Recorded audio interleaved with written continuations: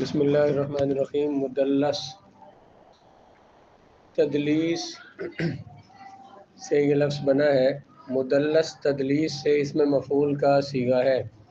دلسا یدلسو تدلیسا فہوا مدلس۔ آگے دلسا یدلسو تدلیسا فذاک مدلس۔ تدلیس المصدر سے مدلس اس میں مفعول کا صیغہ ہے۔ اس کا معنی ہوتا ہے سامان کے عیب کو خریدار سے پوشیدہ رکھنا۔ دکاندار جو ہے نا وہ کوئی چیز بیچے اور اپنے گاہک کو اس کا کوئی عیب نہ بتائے، عیب اس سے چھپا لے، تو اس کو کیا بولتے ہیں؟ یہ جو بندہ ہے نا، یہ جو عیب چھپانے والا، اسے کہتے ہیں مدلس۔ اور وہ جو سامان ہے جس میں عیب بتایا نہیں گیا اس کو کیا بولتے ہیں؟ مدلس۔ تدلیس اصل میں الدلس سے مشتق ہے، دلسن دال لام سین سے۔ صاحب قاموس نے دلس کا مطلب لکھا ہے اندھیرا یا اندھیروں کا خلط ملط ہونا۔ دلس کا معنی کہ اندھیرا ہونا یا اندھیرے کو روشنی کے ساتھ ملا دینا۔ گویا کہ مدلس حدیث پر واقفیت اور خبر رکھنے والے پر اس کا عیب چھپاتا ہے۔ مدلس کو یہ آگے اصطلاحی تعریف آ رہی ہے، لیکن یہ لغوی اور اصطلاحی تعریف میں مناسبت بیان کر رہے ہیں کہ اس حدیث کو مدلس کیوں کہتے ہیں۔ اس حدیث کو مدلس اس وجہ سے کہتے ہیں کہ مدلس حدیث پر گویا کہ مدلس جو ہے تدلیس کرنے، یہ اس میں فاعل کا صیغہ ہے مدلس، گویا کہ مدلس حدیث پر واقفیت اور خبر رکھنے والے پر اس حدیث کا عیب چھپاتا ہے اور پوشیدہ رکھتا ہے، اور اس کا حکم مخفی ہو جاتا ہے، ظاہر نہیں ہوتا، اس لیے اس کی حدیث کو مدلس کہتے ہیں۔ جو راوی جو ہے نا، راوی جسے مدلس کہا ہے، راوی جو ہے وہ حدیث پر واقفیت اور حدیث کی خبر رکھنے والے لوگوں پر اس کا عیب حدیث کا چھپاتا ہے، پوشیدہ رکھتا ہے، اس لیے اس کو کیا بولتے ہیں؟ حدیث کو مدلس کہتے ہیں۔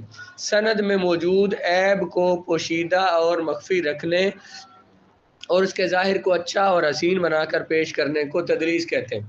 سند کے اندر جو عیب ہے اس کو مخفی رکھنا، اس کو پوشیدہ رکھنا اور اس کے ظاہر کو اچھا اور حسین بنا کر پیش کرنا، کیا سند میں موجود عیب کو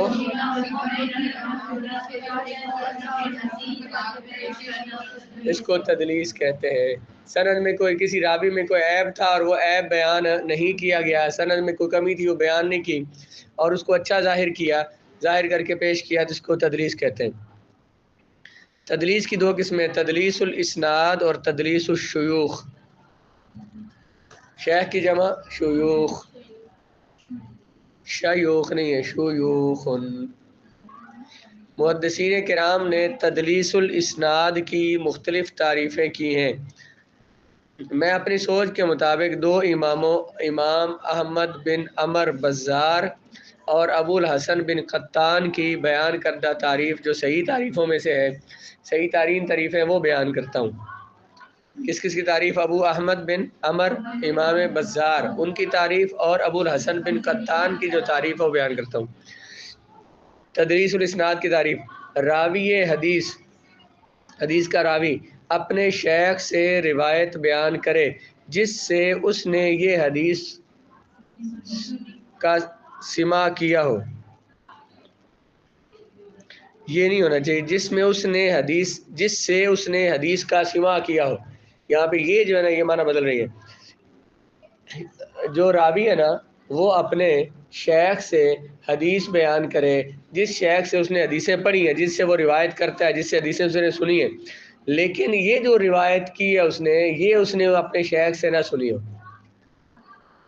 سند میں کیا بیان کرتا ہے؟ میں نے اپنے فلاں استاد سے حدیث پڑھی ہے، فلاں استاد سے حدیث لی ہے، حالانکہ وہ اس کے استاد ہیں، ان سے اس نے حدیثیں پڑھی ہیں، لیکن یہ جو روایت کر رہے ہیں نا حدیث، یہ ان سے نہیں پڑھی۔ مثلا میں نے کوئی بات سنی ہے اپنے استادوں سے، کوئی بات سنی نہیں ہے تو میں کہوں کہ میں نے ان سے سنی ہے، اور مجھے یہ پتا ہے کہ میں نے اور بہت ساری باتیں، بہت سارے سبق ان سے پڑھے ہوئے ہیں، ایک سبق میں نے ان سے نہیں پڑھا تو میں کہتا ہوں کہ میں نے ان سے پڑھا، ان کی طرف منسوب کرتا ہوں۔ کیا ہے بھلا؟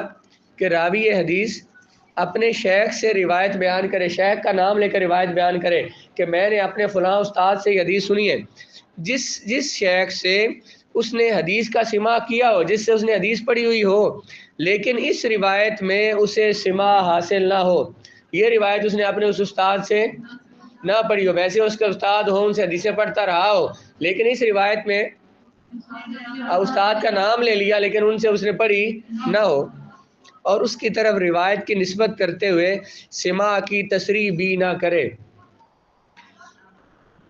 کسی بندے نے، راوی نے اپنے استاد سے جس سے حدیثیں پڑھی ہیں اس کی طرف کسی حدیث کی نسبت کرے، جس استاد سے اس نے اس کی طرف کسی حدیث کی، لیکن اس نے وہ والی حدیث اس سے سنی نہ ہو، اور جب حدیث کی نسبت کرے تو یوں نہ بولے کہ میں نے اس استاد سے حدیث سنی ہے یا اس نے مجھے حدیث بیان کی، ایسے لفظوں کے ساتھ بیان کرے کہ سماع کی، اپنے شیخ سے حدیث سننے کی تصریح اور وضاحت نہ ہو۔ مثلا دیکھیں نا، ایک بات یہ ہے کہ مجھے کسی نے بات بیان کی، میں کہوں مجھے عائشہ نے یہ بات بتائی یا میں نے اس سے یہ سنی، یہ صراحت ہے، واضح طور پر بتایا، تو یہ بندہ کہے کہ اس کی یہ بات ہے کہ اس نے ایسے کہا تھا، اس سے سنا ہے کہ اس نے ایسے کہا ہے، یہ نہیں کہ میں نے خود سنا ہے۔ ویسے کہا ان فلان، عربی میں بولتے ہیں ان فلان فلاں سے، تو اس نے اب پوری تعریف کیا ہوئی بھلا؟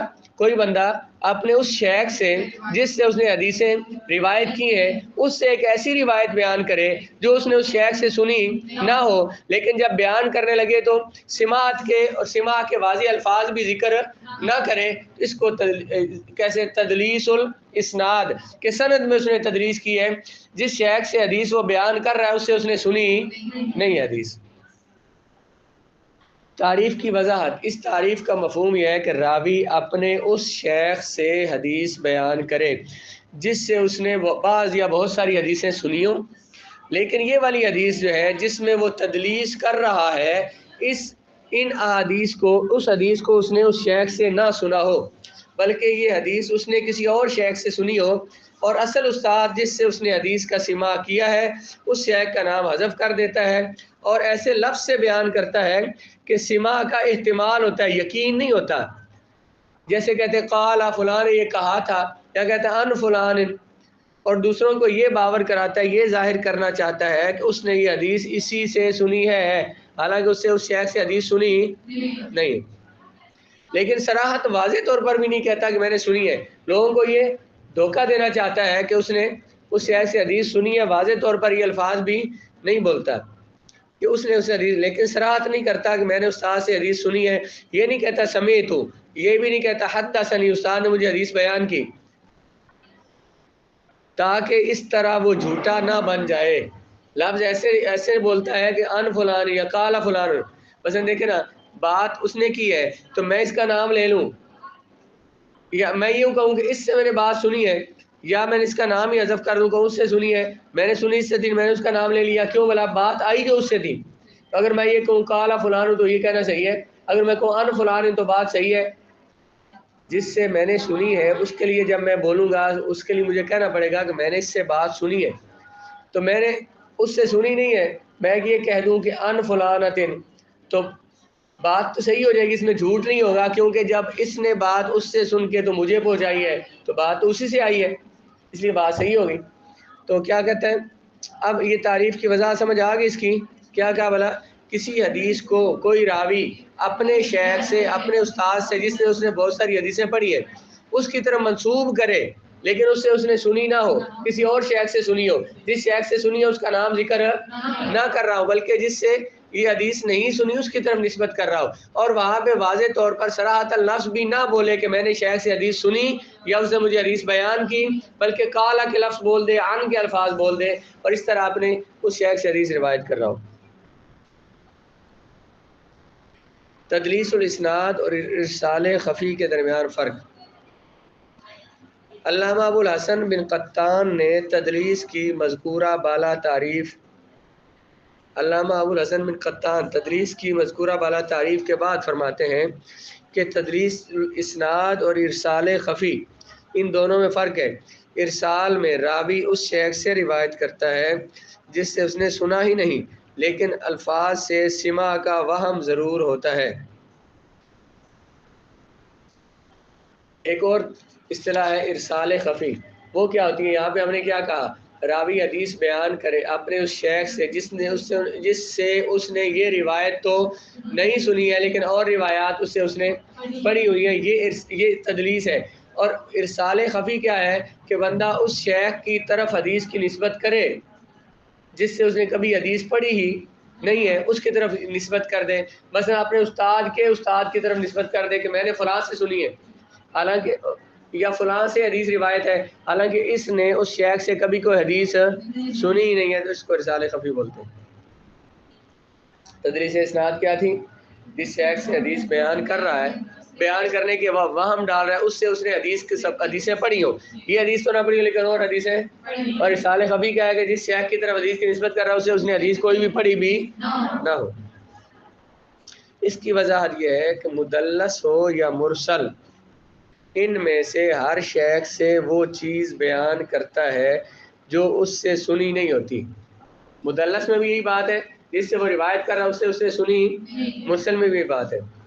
ان لفظوں کے ساتھ جو سماع وغیرہ کا احتمال رکھتے ہیں، اس نے اس شیخ سے حدیث سنی نہیں ہوتی، اور ان لفظوں کے ساتھ بیان بھی نہیں کرتا کہ جو کہ سماع کے الفاظ یہاں پہ ہوتے ہیں، سمیعت حدثنی، ایسے نہیں بولتا، لیکن مدلس نے اس شیخ سے مدلس روایات کے علاوہ احادیث کا سماع کیا ہوتا ہے، اور جبکہ مرسل اس شیخ سے کچھ بھی نہیں، مرسل نے اس شیخ سے کچھ نہیں سنا ہوتا۔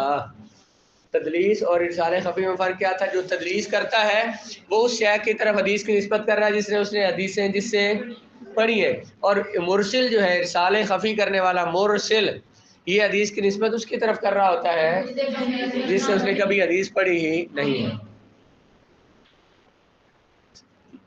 نہ تو یہ ارسال والی حدیث اور نہ کوئی اور حدیث سے پڑھی ہے، صرف اس کا ہم اثر ہوتا ہے، یہ اس کا ہم اثر ہوتا ہے، ایک زمانے کے لوگ ہوتے ہیں یا ان کی آپس میں ملاقات ہوئی ہوتی ہے، اس سے حدیث کا وہم اس کی طرف ڈالتا ہے، حدیث سے روایت کرتا ہے، حالانکہ اس نے اس سے حدیث پڑھی نہیں ہوتی۔ تدلیس کی مثال وہ حدیث جسے امام حاکم اپنی سند کے ساتھ علی بن خشرم کے طریق سے بیان کرتے ہیں، فرماتے ہیں قال لنا ابن عیینہ عن الزہری، ہمیں کہا ابن عیینہ نے زہری سے، فقیل لہ، ان سے کہا گیا، سمیعتہ، ان سے پوچھا کہ انہوں نے کیا کہا امام حاکم نے کہ مجھے حدیث بیان کی کس نے؟ ابن عیینہ نے، کس سے؟ زہری سے۔ ان سے پوچھا گیا سمیعتہ من الزہری، عیینہ سے پوچھا گیا کہ آپ نے زہری سے حدیث کبھی سنی ہے؟ انہوں نے کہا لا، میں نے تو، ولا ممن سمعہ من الزہری، نہیں۔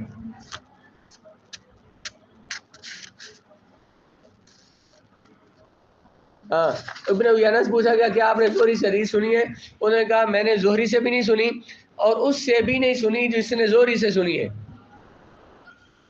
حدثنی عبد الرزاق عن معمر عن الزہری، انہوں نے سند کیا بیان کی تھی؟